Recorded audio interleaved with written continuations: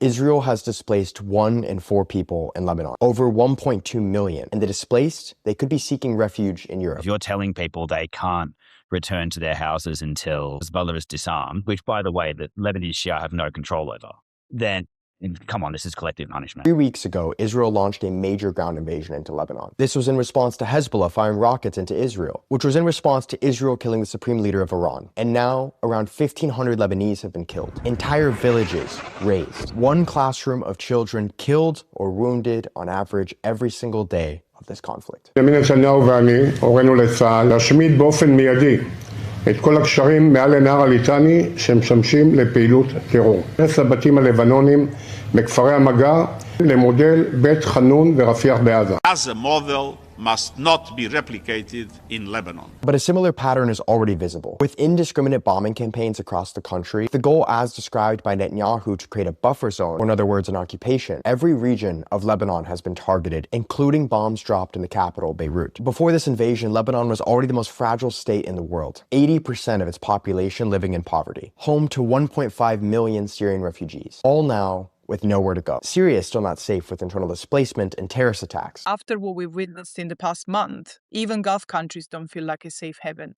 So this raises even more the urgency of, Europe stepping up, because Europe is seen largely as a last resort. The thing is, the EU is Israel's largest trading partner. It has leverage, and it may be directly impacted by this war. But Germany and Italy, amongst others, blocked this leverage when it was first brought into question during the genocide in Gaza. Now there are no signs that such political will change. Left to its own devices, this war will only get worse. Israel is actually kind of helping Hezbollah to rebuild its own popular legitimacy, because Israeli troops advance further into southern Lebanon. As Israel levels entire apartment buildings across the country, more and more Lebanese will start to sympathize once again with Hezbollah, because the reality is this: Hezbollah is the main group fighting against Israeli aggression. With an emboldened, cornered Hezbollah, and senior Israeli officials like Israel's finance minister Smotrich openly calling for the annexation of southern Lebanon, and now Israel also declaring that the ceasefire in Iran has no relation to their activities in Lebanon. This war has no off-ramp in sight. The question is whether the EU will assert its own role or wait for the refugees to show up on its shores.